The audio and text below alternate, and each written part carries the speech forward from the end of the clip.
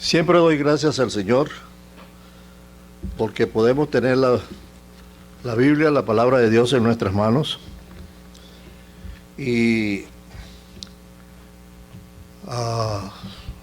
cuando uno empieza en los caminos del Señor, y sobre todo cuando es adolescente, impulsado por esa inquietud de saber, uno siempre la pregunta está: ¿cómo yo sé la voluntad de Dios? ¿Cómo sé yo de la voluntad de Dios?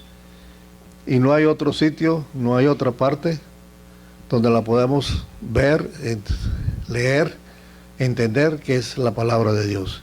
Gracias a Dios porque nos ha dado su palabra y la tenemos en nuestras manos. Tenemos ese gran privilegio de tener la palabra de Dios. No podemos estar esperando milagros, visiones. Dios tiene su manera de expresarse, de manifestarse a nosotros. Una de las cosas que siempre me ha llamado la atención y es la historia de hombres que hay en las Escrituras, revelando que aun cuando fueron hombres de Dios, tenemos uno que la Escritura nos dice que es según el corazón de Dios, hombres que fueron señalados por Dios mismo. Sin embargo, en las Escrituras nos revela su vida, y su vida como hombre, como humano, también registra sus fallas. Y entonces, en esta mañana, quiero, con la ayuda del Señor, que demos una revista, una visión a la vida del apóstol Pedro, y tratemos de aprender lo que podemos aprender de su experiencia, de lo que la Biblia registra en cuanto al apóstol Pedro. La vida del apóstol Pedro lo vamos a ver en función de varias etapas que él vivió, las etapas diferentes que él vivió, y en cada uno de esos momentos vamos a ver cómo él la vivió y qué podemos nosotros aprender de ese momento. El primer momento para mí es cuando empieza la vida del apóstol Pedro, su salvación. Y eso nos tiene que llevar al Evangelio de Juan, que registra ese momento solemne, importante en la vida de Pedro, que es su salvación. Dice el evangelista Juan, un día Juan el Bautista estaba bautizando, vio al Señor y lo señaló, dijo: he aquí el Cordero de Dios que quita el pecado del mundo. Se realizó el bautismo hecho por Juan al Señor. Los discípulos de Juan, los que seguían a Juan, estamos en el capítulo 1, que es lo que nos registra esa historia. 1.29 es cuando Juan enseña al Señor. Pero el evangelista Juan dice que al día siguiente, y es ahí donde queremos leer, el día siguiente, 1.40, se nos dice que, bueno, vamos a leer adelante, dice que Juan, el Señor, el día siguiente, el Señor apareció otra vez. Juan señala al Señor, y aquí el Cordero de Dios. Los discípulos que estaban, dos de sus discípulos que estaban ahí con él, siguieron al Señor. Y entonces vemos que uno de esos dos era Andrés. Los dos siguieron al Señor, que el Señor se dio cuenta que lo está siguiendo. ¿Qué quieren ustedes? ¿Qué buscan? ¿Dónde moras? El Señor le dijo: ven, sígueme y ven. Y entonces ellos fueron y pasaron con el Señor. Pero el detalle es este. En el 40 dice Andrés, que uno de los discípulos que eran de Juan y siguieron al Señor. Dice, estaba leyendo en Juan, el Evangelio de Juan, capítulo 1, versículo 40. Dice: Andrés, hermano de Simón Pedro, era uno de los dos que habían oído a Juan y habían seguido a Jesús. Este halló primero a su hermano Simón y le dijo: hemos hallado al Mesías, que traducido es el Cristo. Y le trajo a Jesús. Y mirándole Jesús dijo: tú eres Simón, hijo de Jonás. Tú serás llamado Cefas, que quiere decir Pedro. Para mí, el momento más solemne en la vida de Pedro y en la vida de cada uno de nosotros, cuando nos encontramos con Cristo, cuando nos encontramos con Jesús, cuando empezó nuestra vida cristiana, que empezó con nuestra salvación. Pero aquí hay un detalle. Primero, aprendemos que la salvación es algo personal. Porque Andrés era hermano de Pedro, y él creyó, siguió al Señor, ya Pedro era salvo. No, tenía que ser Pedro vivir su experiencia personal. La otra cosa es lo siguiente: la importancia de invitar al otro, de predicarle al otro, de decirle primero su experiencia y presentar al Señor. Es lo que hizo Andrés. Tenemos familiares que no son del Señor.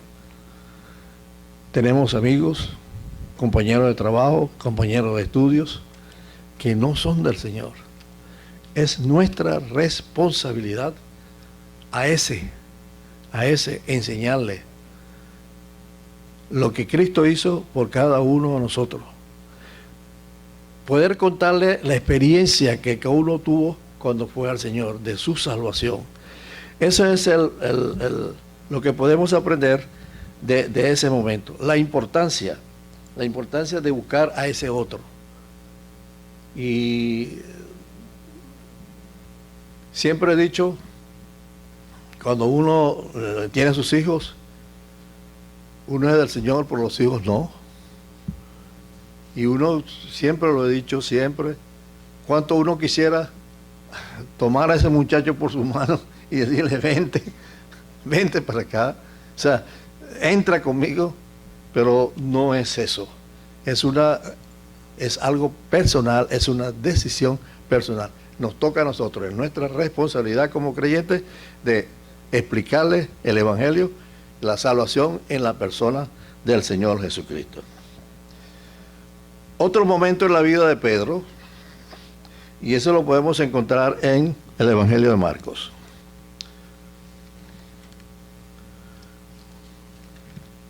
En el Evangelio de Marcos, en el capítulo 1, vamos a encontrar 1 y 16. Recuerden que Marcos fue amigo del apóstol Pedro. Y más que amigo, Marcos fue creyente, discípulo, hijo espiritual de Pedro. Hijo espiritual de Pedro. Marcos da algunos detalles en la vida de Pedro que no lo dan otros evangelistas. Pero Marcos tuvo muy cerca a Pedro. Y hay todos los estudiosos de la Biblia van a estar de acuerdo que hay cosas que Marcos se informó directamente de Pedro. Capítulo 1, versículo 16, otro momento en la vida de Pedro. Andando, leyendo del 1:16 de Marcos, andando junto al mar de Galilea el Señor, vio a Simón. Ya Simón había tenido la experiencia personal con el Señor en su salvación. Ese fue un momento. Este es otro momento en la vida de Pedro. Andando el Señor junto al mar de Galilea, vio a Simón y a Andrés, su hermano, que echaban la red en el mar, porque eran pescadores. Y les dijo Jesús: venid en pos de mí, y haré que seáis pescadores de hombres. Y dejándolo luego su red, le siguieron. Ese es otro momento en el del creyente. Su salvación, y ahora este momento cuando el Señor llama a Pedro para el servicio. Eso es algo personal individual de cada creyente, en su comunión con el Señor, en su actividad con el Señor.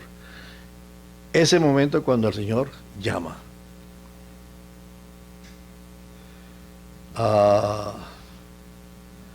Es importante para algunos creyentes, algunos han tenido la confianza de referirlo, de contarlo. Han tenido ese momento cuando el Señor lo ha llamado al servicio. Y por algunas circunstancias, como dice, como dice Pablo a Timoteo, se dedicaron a las cosas de la vida, a atender las cosas de la vida, y no atendieron el llamado. Pablo le dice a Timoteo: cumple tu ministerio, hace la obra de evangelista.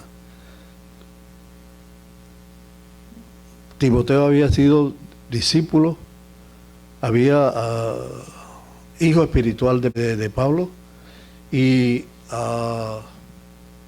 fue de gran ayuda para el apóstol, de verdad que sí.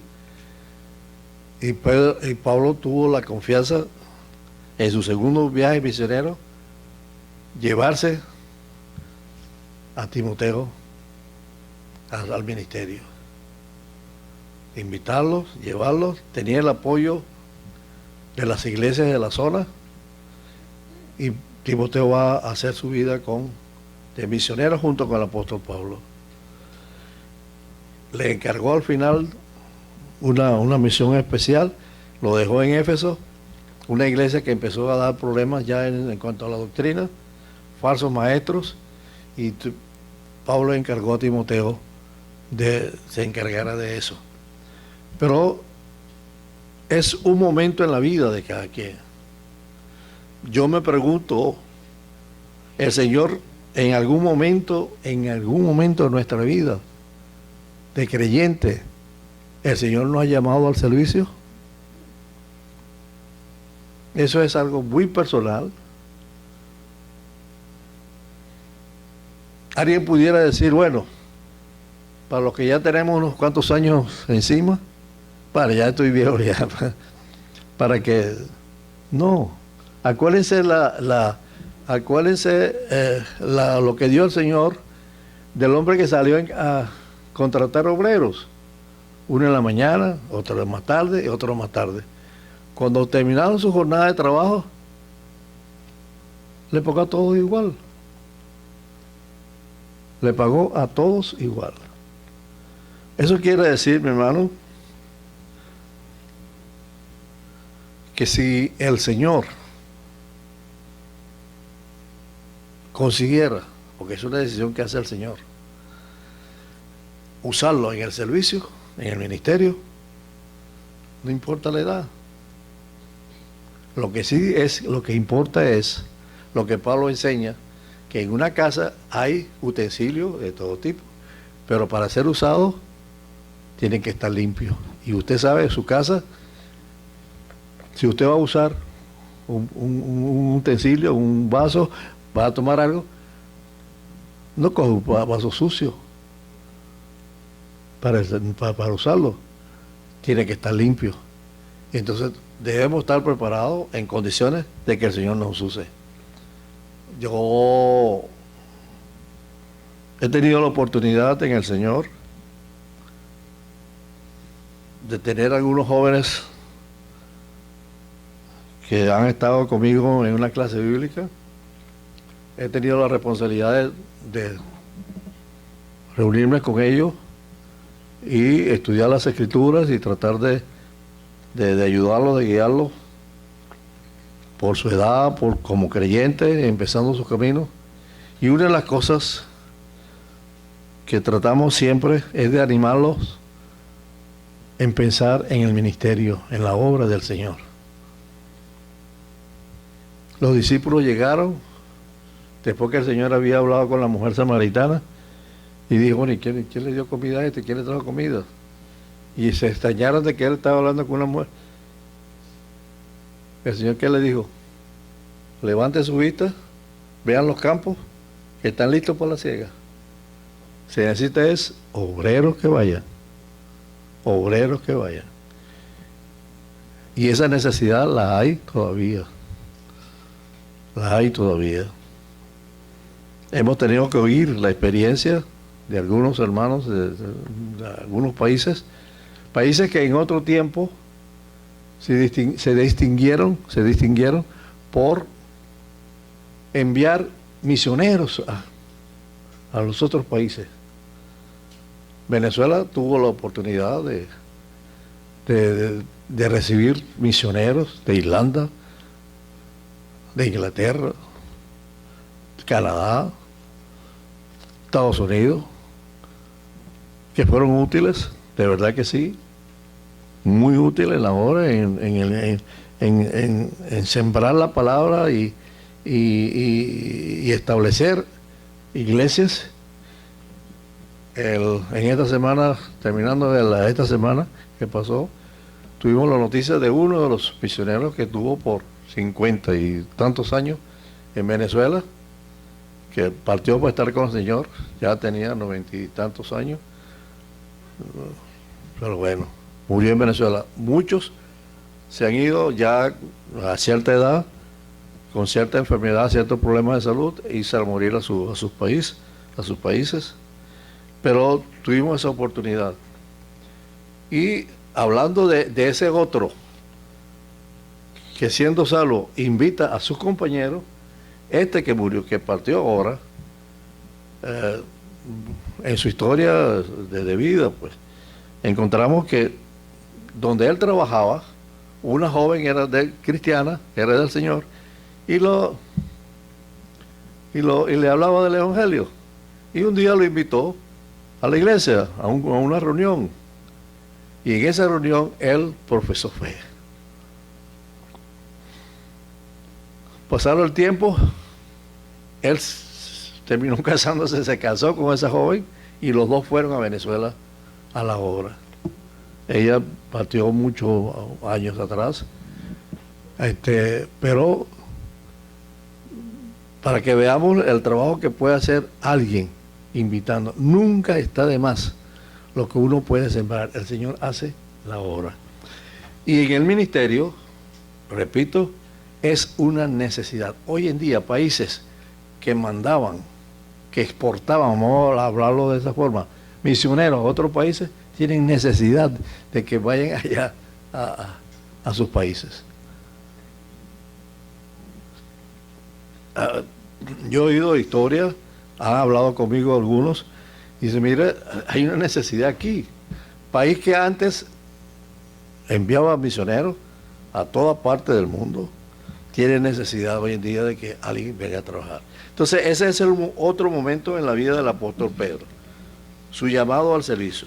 Eso es algo también que es individual, que es personal, es usted con el Señor, y ojalá que se lo deseamos, que verdad que sí. Muchos, no vamos a hablar de muchos, pero algunos de esos jóvenes que fueron alumnos en la escuela, tuvimos la oportunidad de tenerlo en la escuela bíblica, podemos darle gracias al Señor que hoy en día son misioneros en otros países. Han dedicado su obra y cuando, qué grato, qué alegría, cuando ese muchacho te dice, he decidido ir a trabajar a tiempo completo en la obra del Señor. Y eso es tremendo.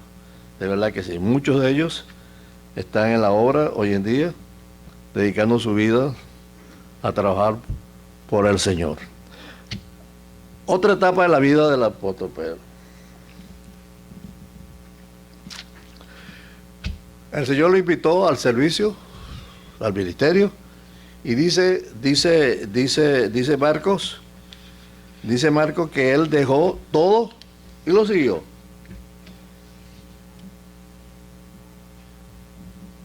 Mateo dice que entregó todo.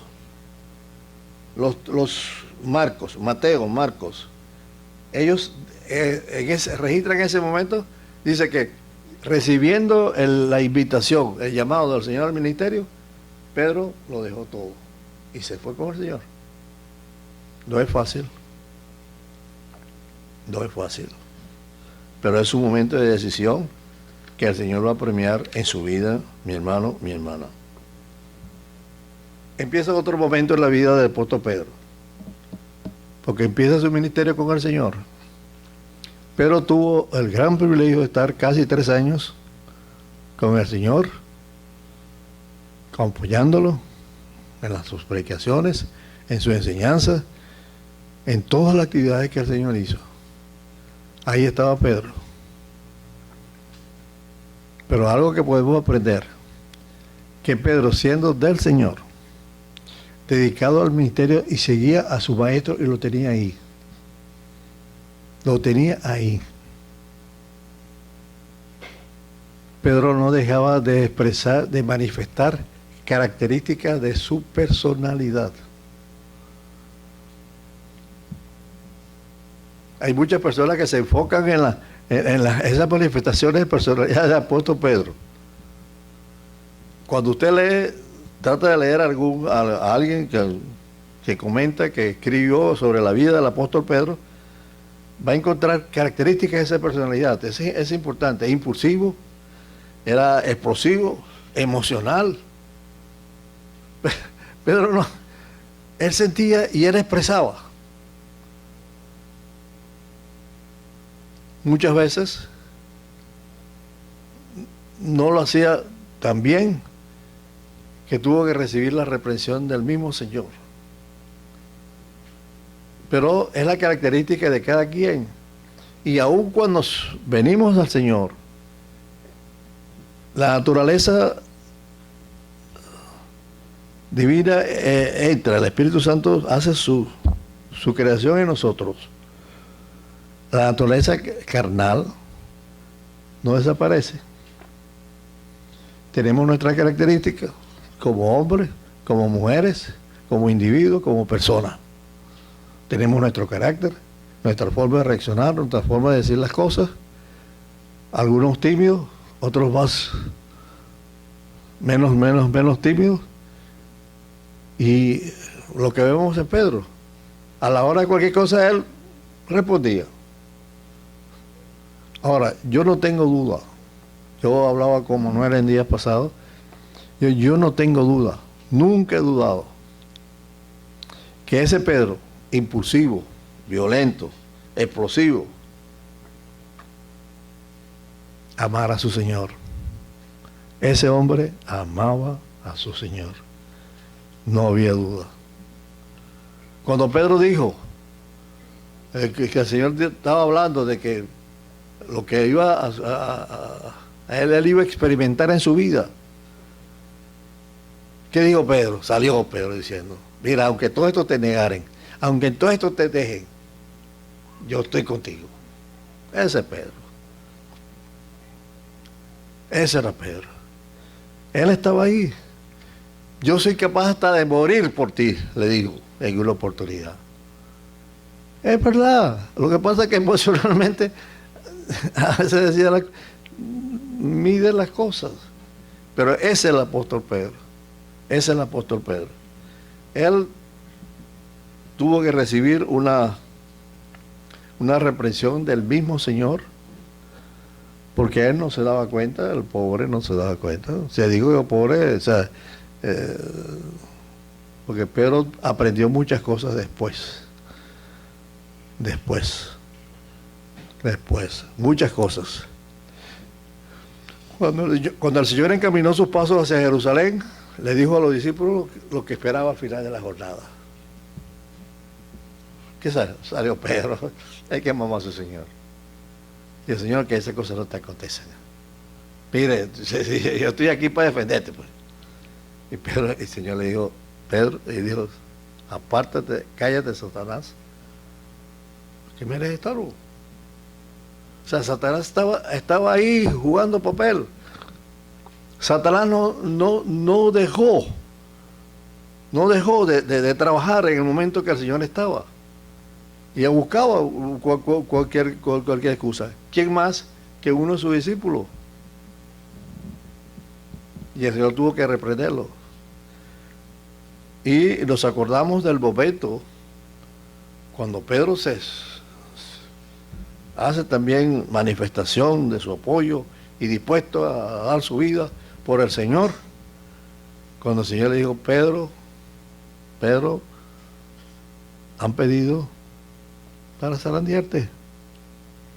Y el Señor dijo: ¿quién le había pedido? ¿Quién había dicho? ¿Quién había pedido permiso? El mismo Satanás pidió permiso para zarandear a aquel. Y dijo: yo he orado para que tu fe no falle. Pero ahí estaba Pedro. Y el Señor le advirtió. Y el Señor le advirtió a él: mira Pedro, va a suceder esto así asado. Y cuando llegue el momento, tú me vas a negar. Tú me vas a negar. Antes que el gallo cante, tú me habrás negado 3 veces. No sé qué pasó por la mente de Pedro en ese momento, pero el Señor se lo advirtió. Yo me pregunto, ¿Satanás ha cambiado? No, es lo que ha cambiado la estrategia. Yo siempre he dicho, y soy un convencido, que Satanás es más inteligente que todos nosotros juntos. Y él cambia la estrategia. El fundamento de la estrategia la tiene igualita que utilizó en el Edén con Adán y Eva. Igualito, cuando habló con Eva. Igualita técnica. Si usted revisa la conversación de Satanás con Eva en el Edén y con el Señor cuando lo tentó en el desierto, la misma técnica, la misma metodología, los mismos principios de Satanás. ¿Él ha cambiado? No. Decíamos en la otra oportunidad, en un viernes en los estudios, que Satanás, algo que ha cambiado es que de afuera atacaba a la iglesia. Tírale piedra, quemarla, destruir hermanos, tratar de matarlos por no ceder a su fe, no cambiar a su fe, ¿no? Por ser fieles al Señor. Pero ahora Satanás se metió en la iglesia.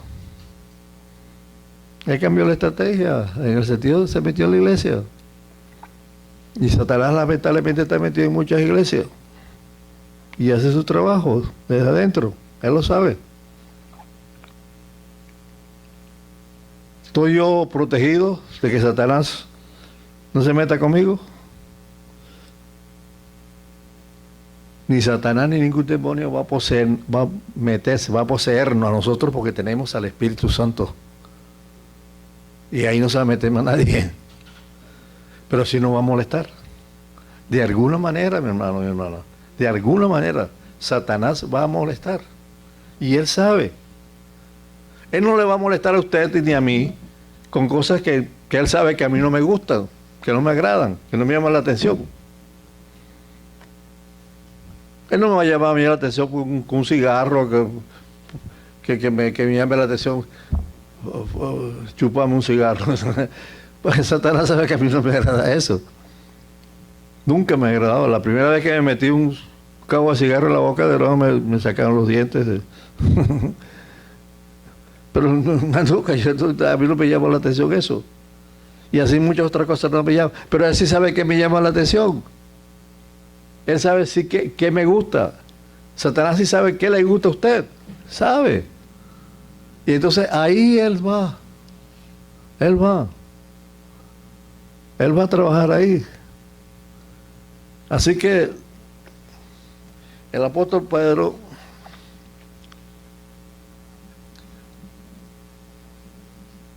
le tocó vivir una experiencia dura, y es otra de sus momentos, y quizás uno de sus momentos más solemnes de su vida. Y podemos leerlo en Lucas. Me gusta leerlo en Lucas lo que Lucas escribe de ese momento. Los 4 evangelios registran el momento, no es casualidad. Los 4 evangelios registran el momento, uno más da más información que otro. Me gusta que Lucas da bastante información. Acuérdense que Lucas era médico. Lucas en su evangelio da información que no dan otros evangelistas, porque él veía otras cosas. Pero en Lucas 22, y el versículo 54, 22 y 54 de Lucas, encontramos el relato que el evangelista dice: y prendiéndole al Señor, le llevaron y le condujeron a casa del sumo sacerdote. Y Pedro, ¿dónde estaba Pedro? Le seguía de lejos. Si usted lee esa misma historia, ese mismo momento en Juan, Juan le va a decir dónde estaba Juan. Juan estaba ahí. Juan se dio cuenta, porque Juan tenía, vamos, en el lenguaje de nosotros hoy en día, tenía influencia, era conocido. Y se dio cuenta que Pedro, él tuvo que doblarse para decirle a la portera: mira, deja de entrar a este. Pero Juan siguió al Señor, hasta donde estaba el Señor, y estuvo con el Señor. ¿Dónde se quedó Pedro? En el patio. Hacía frío, había momentos de bastante frío en la época, habían fogatas para calentarse y se recostó a una de ellas. Entonces, ¿qué dice Lucas? Pedro le seguía de lejos. Estoy leyendo ya en el 55. Y habiendo ellos encendido fuego en medio del patio, se sentaron alrededor, y Pedro se sentó también entre ellos. Pero una criada, al verle sentado ahí al fuego, se fijó en él y dijo: también este estaba con él. Pero él lo negó, diciendo: no, mujer, yo no le conozco. Un poco después, viéndolo otro, dijo: ah, mira, tú también eres de ellos. Y Pedro dijo: no, hombre, yo no lo soy. Como una hora después, otro afirmaba diciendo: verdaderamente también este estaba con él, porque es Galileo. Y Pedro dijo: hombre, no sé qué es lo que dices. Y enseguida, mientras él todavía hablaba, el gallo cantó. Y aquí viene lo que yo siempre he considerado: qué momento en la vida de Pedro.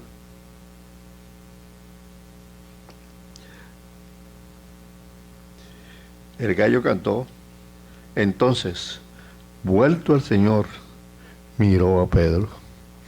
El Señor estaba allá, él estaba aquí en el patio. Cuando cantó el gallo, el Señor lo volteó y lo miró. Siempre hemos oído, hay miradas que matan.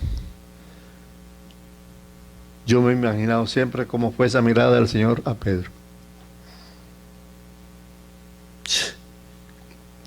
Eso taladró su corazón.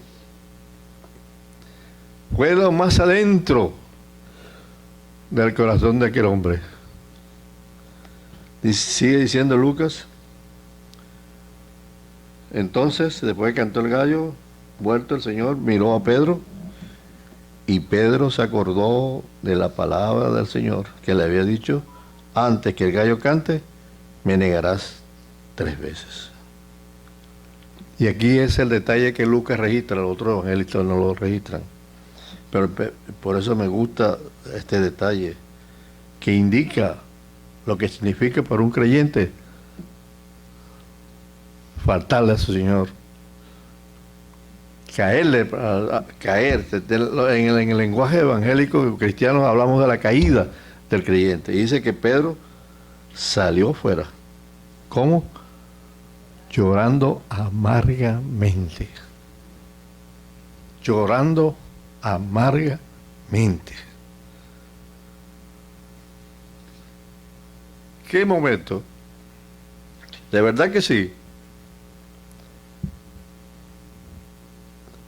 Para el creyente, el momento de fallarle a su Señor, el momento de su caída, ¿qué? Es cuando tu conciencia, siendo del Señor, tu conciencia se mueve, se revela, se descubre todo delante del Señor. El hecho de que el Señor se volteó y lo miró, a aquel hombre le vino todo lo que el Señor le había dicho y lo que significaba ese momento.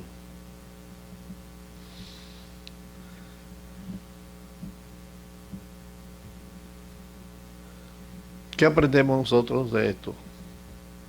Cualquiera de nosotros puede fallar. Y que el Señor nos libre de pensar que yo sí puedo, yo soy capaz, a mí no, yo no. O sea, quizás a ti te puede pasar. A mí no. Cuidado. Cuidado. Eso no fue lo que Pedro manifestó. Esto te pueden dejar, Señor, esto te puede hacer, pero yo estoy aquí. Cuando fueron a detener al Señor, con la detención del Señor, ¿quién sacó la espada a defender a su maestro?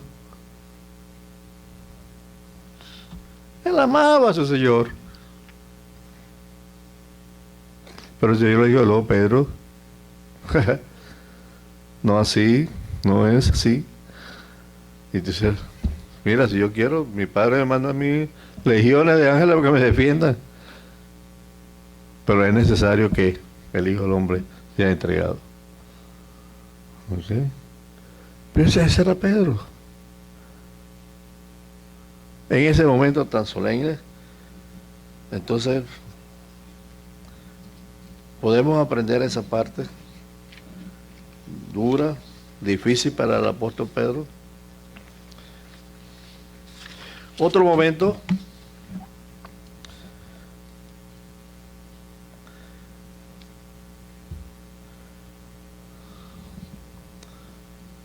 yo me imagino que desde ese momento,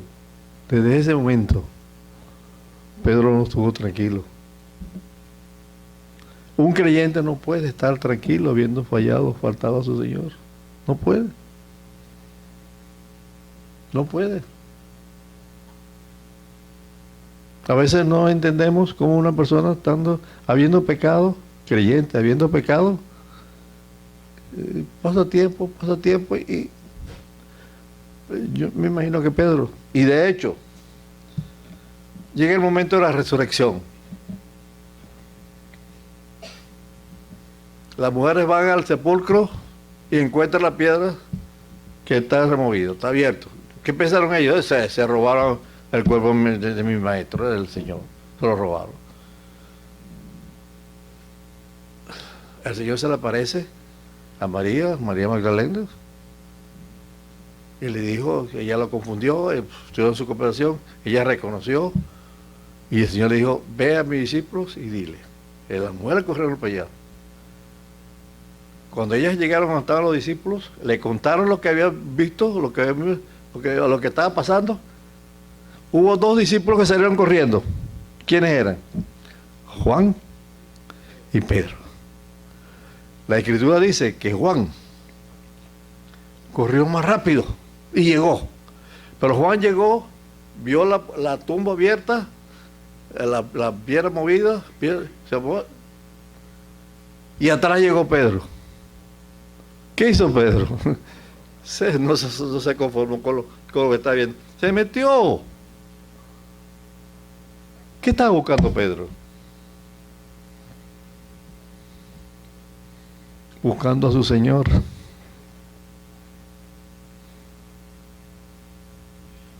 Tenía una cosa pendiente con su Señor. Aquel hombre se metió, vio los lienzos, el sudario. Entonces él dijo, sí, ¿dónde está? ¿Dónde está? Si no es por la información que da Pablo en 1 Corintios 15 y 5, 1 Corintios 15 y 5, que Pablo dice que se le apareció, hablando de la resurrección del Señor, se le apareció a María Magdalena, y después dice, ¿se le apareció a quién? A Pedro, primero, y después a los otros discípulos. La Biblia no registra ese momento del encuentro del Señor con Pedro. No lo registra. Para mí fue la restauración de Pedro con su Señor. Tenía una cuenta pendiente. La Biblia no registra qué pasó ahí. No registra. Solamente Pablo nos dice que se le apareció primero a Pedro. Y cuando leemos de los discípulos que iban a Emaús, ellos también dicen eso, que primero se le apareció a Pedro y después a los demás. Mi hermano, cualquiera puede fallar, cualquiera puede caer, tener una caída como creyente en su vida espiritual.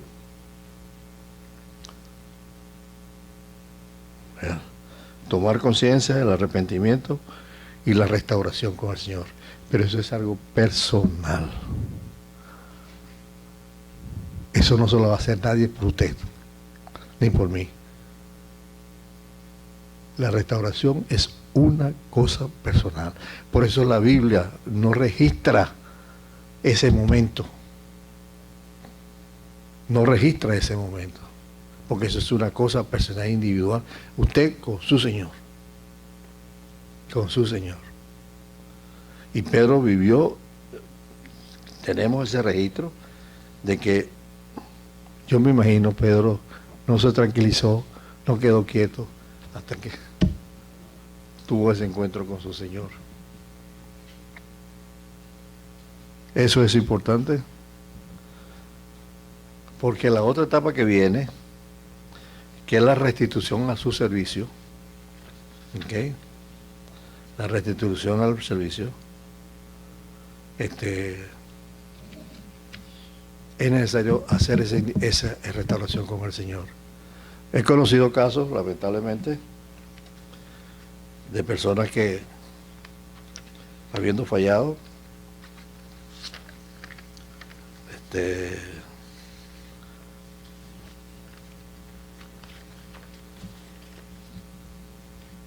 han sido erróneamente por los hermanos responsables de la iglesia, de la congregación, sin informarse mucho, hermanos que han sido restituidos a la comunión de la iglesia, porque lo que habían hecho era necesario una disciplina de apartarlo. La Escritura es clara en eso, en esos casos. Y aquel hombre, recuerdo uno, que el día que lo estaban restituyendo, que están recibiendo nuevamente, ese mismo día él se paró a hablar, por favor. Para mí no es tener conciencia de lo que ha pasado, de lo que ha vivido, de dónde vienes. Pedro necesitó ese momento, pero fue entonces después, ustedes van a encontrar en Juan 21, yo los invito a que lo lean completo, que es la restitución al servicio. Pedro había fallado a su Señor, tuvo su restauración personal con el Señor, pero en Juan 21 el Señor desaparece. ¿Dónde estaba Pedro? Pescando. Ese era su oficio anterior. Ese era el oficio de él. De ahí el Señor no lo llamó para la obra, para el ministerio. Y lo encontró. Él le dijo, vamos a pescar, y los otros discípulos dijeron, vamos contigo. Pero fue un momento, fue importante esa restitución, cuando el Señor 3 veces, ¿me amas, Pedro, más que esto? Pedro, ¿me amas más que esto? Al final Pedro dijo, Señor, tú sabes.